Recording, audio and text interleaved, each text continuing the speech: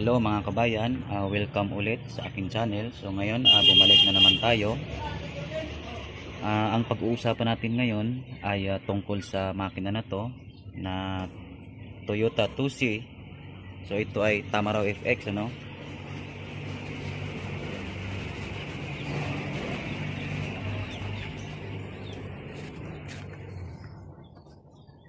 Ayan.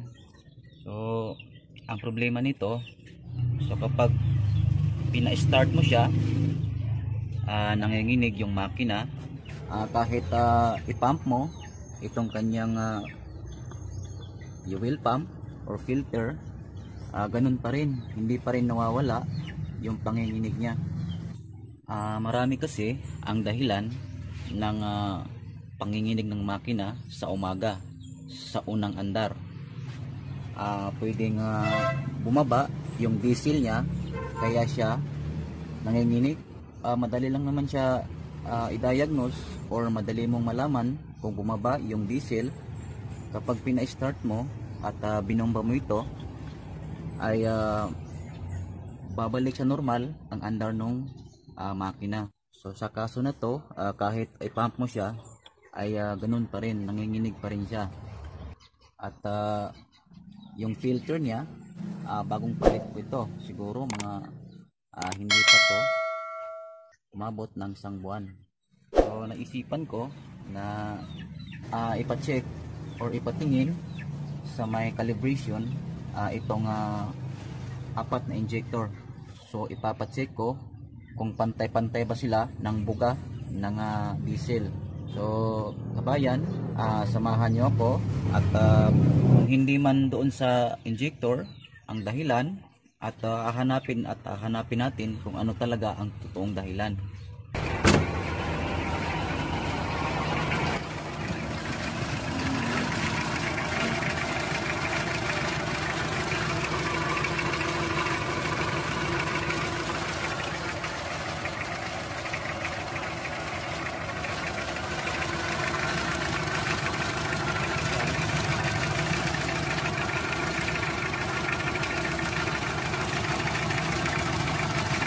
Para siyang mamamatay, so subukan natin i-pump.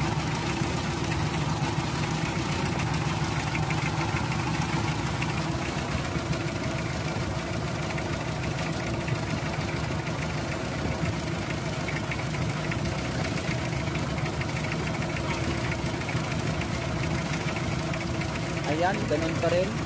So hindi siya pumipino or hindi siya mabalik sa normal na andar. Yan, ganun pa rin.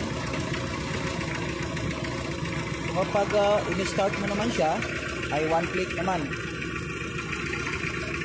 Ayan.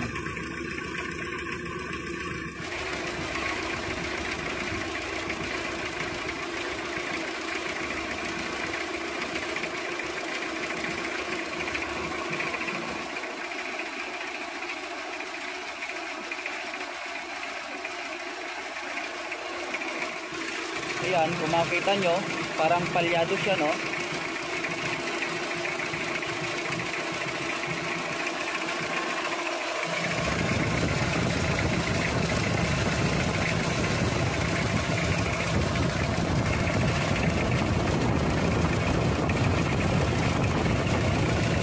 Dilipat ko lang siya dito dahil nauusukan na ang ating mga kasama doon. Okay, tingnan natin ulit. Ayan. So kung makikita nyo to, ayan, hindi maintain yung panginginig niya. Parang minsan pinong-pino pero biglang magsishake, parang ganon.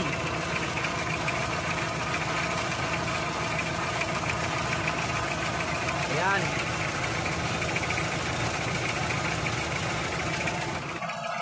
Kumbaga, kung sa gasoline engine, parang nagmi-misfire. So sa diesel kasi, kapag sinabing diesel, kapag nagsimulang umandar yan, ay dapat ay hindi yan nanginginig. Dire-diretso lang yung kanyang andar. Manginginig lang siya kung mahina yung kanyang minor. So kapag mahina ito, talagang manginginig yan. So ayan, kahit malakas yung minor niya, ayan, kita nyo mag-shake pa rin yung makina.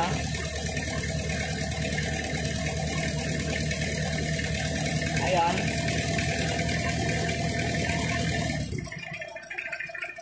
So kung makita nyo, biglang steady, pero biglang gaganyan. Ayan. So yun ang sinasabi ko na parang palyado. So kabayan, papatayin ko ng makina at tatanggalin ko itong 4 na injector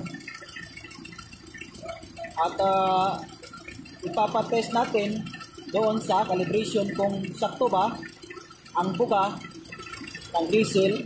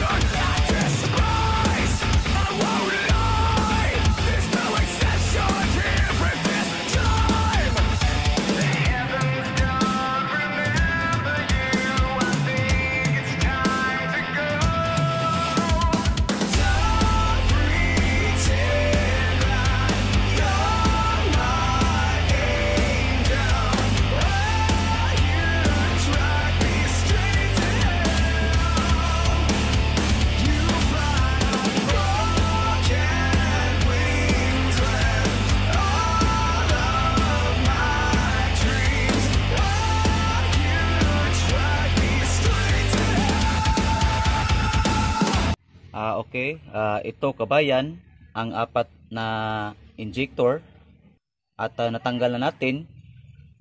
So ngayon, dadalhin ko sa may calibration.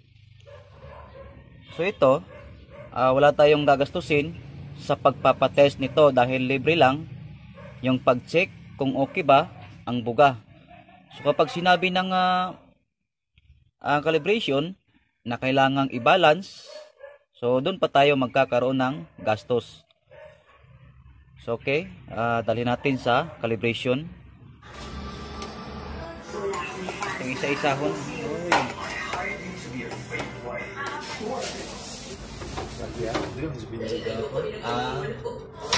Unang injector.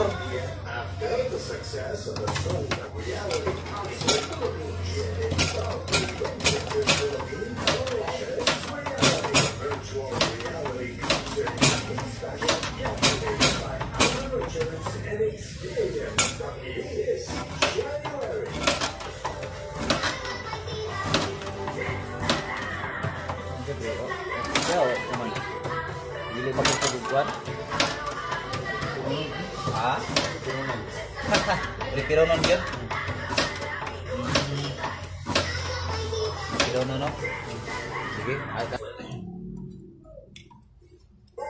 Okay, ang pangalawang injector.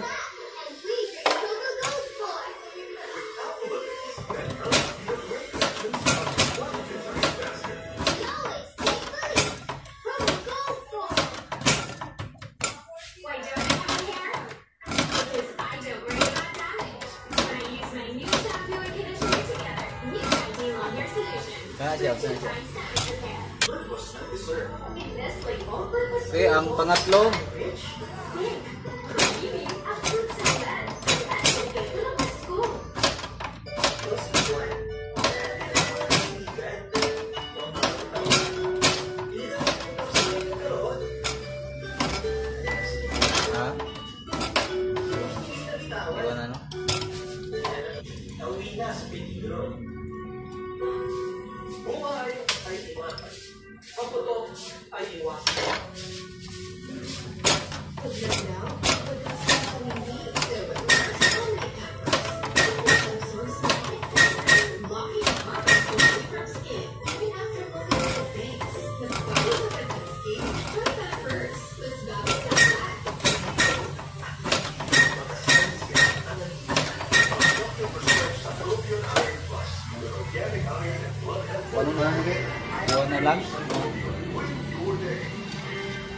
Sige, ako na lang balikan.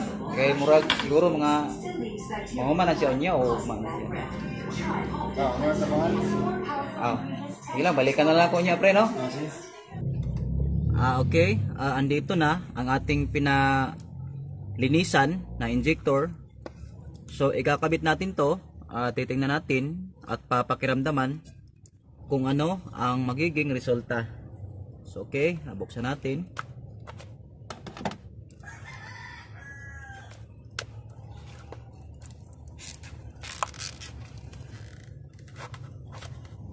Yan.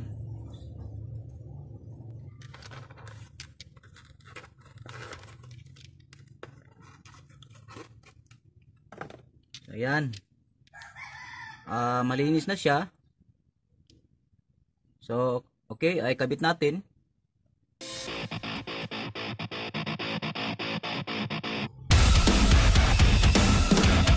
Saka nyo ilalagay itong injector, kailangan i-start nyo muna yung makina para lahat ng dumi tumalsik. So sa ngayon hindi ko na pinakita nung pina-start ko siya.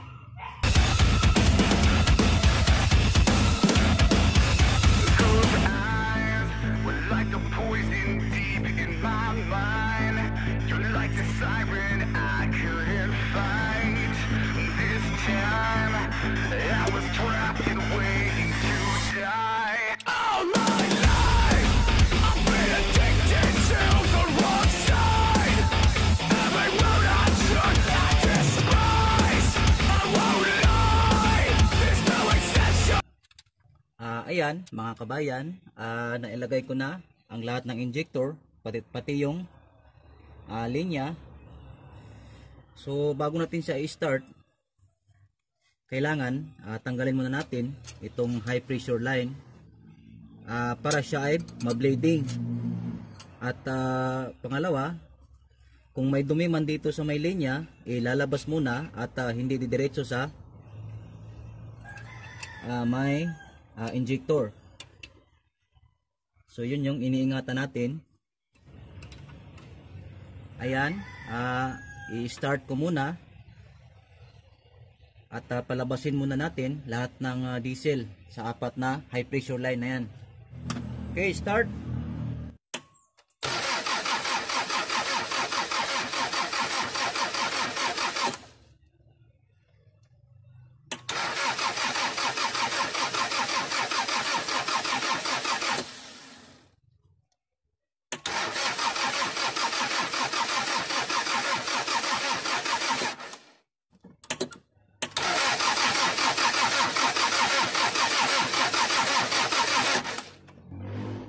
Ayan, lumabas na yung diesel dito, ayan. So pwede na nating ilagay at subukan nating i-start.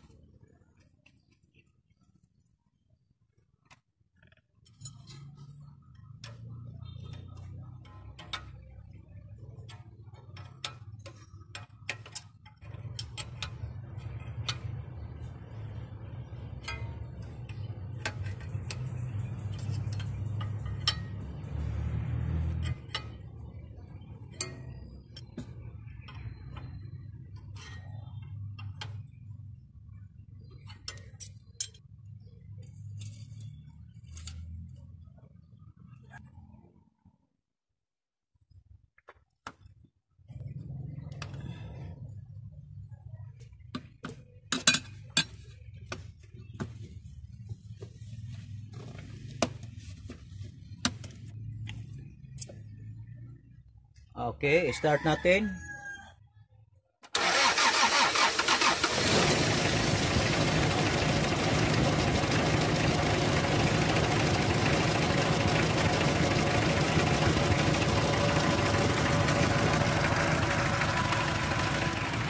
So, itap muna natin.